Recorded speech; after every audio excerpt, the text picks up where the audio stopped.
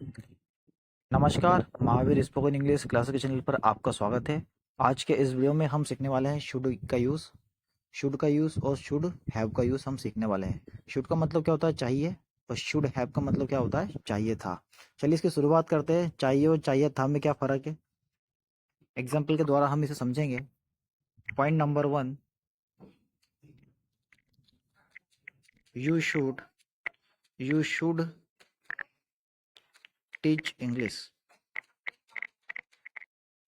You should teach English. आपको अंग्रेजी पढ़ाना चाहिए। आपको अंग्रेजी पढ़ाना चाहिए। पॉइंट नंबर 2,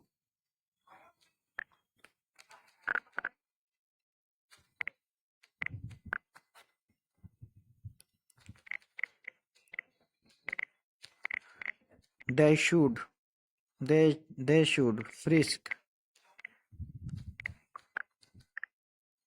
अब दे का मतलब क्या होता है वे होता है, लेकिन हम इसको इस प्रकार लिखेंगे वे लिखते हुए हम लिखेंगे उन्हें उन्हें तलाशी तलाशी लेना चाहिए। उन्हें तलाशी लेना चाहिए, right. Point number 3,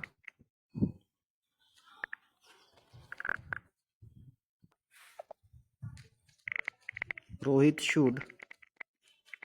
should talk to you. Rohit को आपसे बात करना चाहिए। किसको करना चाहिए बात? रोहित को। तो यहाँ पे क्या लिखा हुआ है? रोहित को आपसे बात करना चाहिए। बात करना चाहिए, राइट। अच्छा, यहाँ पे ध्यान देने वाली बात यह है, यहाँ टॉक के बाद क्या आता है? टू आता है, अक्सर आता है। ये आपको विशेष रूप से ध्यान रखना है। चलिए थोड़ा सा और आगे चलते हैं। इसका एक सेंटेंस और हम सीखने वाले हैं। उसके बाद हम सीखने वाले हैं शुड हैव का यूज, राइट। देखिएगा, समझिएगा। चौथे नंबर का पॉइंट यहाँ पे मैंने लिखा, माई फ्रेंड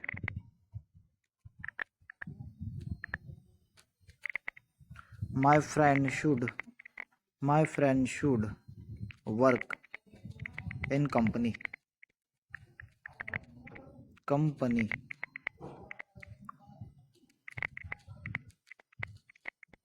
मेरे दोस्त को कंपनी में काम करना चाहिए। मेरे दोस्त को कंपनी में काम करना चाहिए, राइट।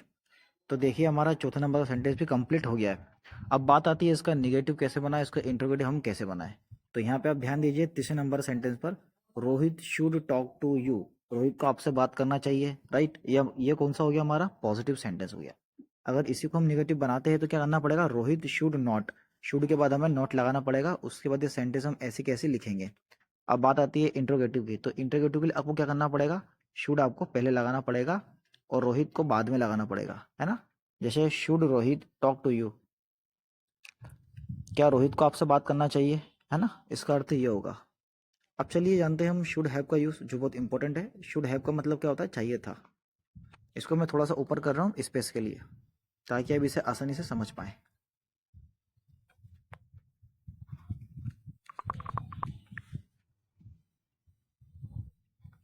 देखिए पॉइंट नंबर 1,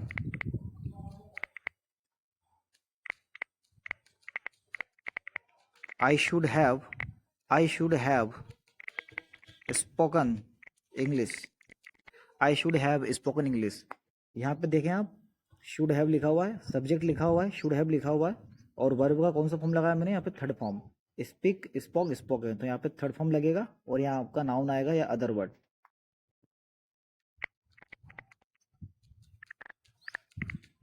मुझे अंग्रेजी पढ़ाना चाहिए थी। मुझे अंग्रेजी पढ़ाना चाहिए थी, राइट। सेंटेंस नंबर 2,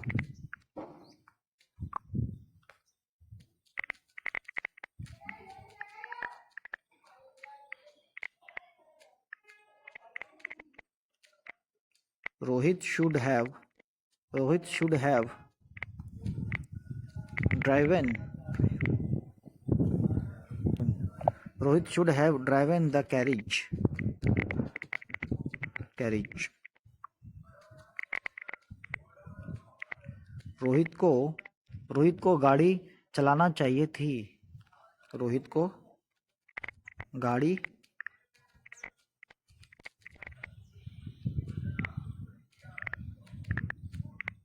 चलाना चाहिए थी।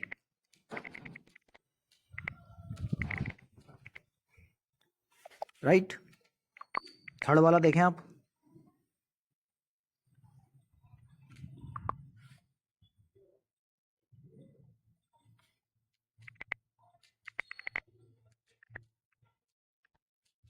His friend should have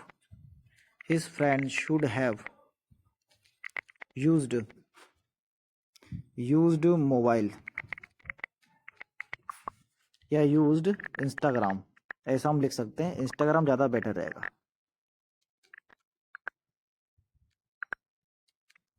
Instagram. उसके दोस्त को इंस्टाग्राम चलाना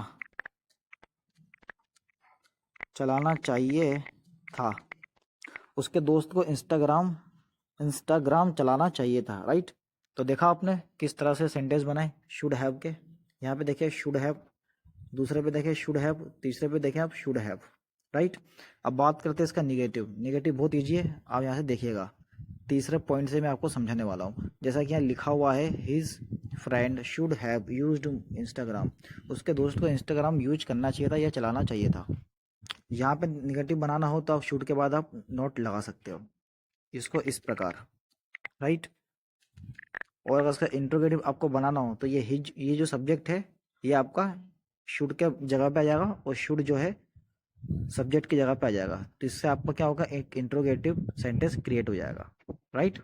तो आशा करता हूँ मेरा वीडियो आपको पसंद आया होगा। Thank you so much for watching my video. कल मिलते हैं एक नए टॉपिक के साथ, एक नए अंदाज में।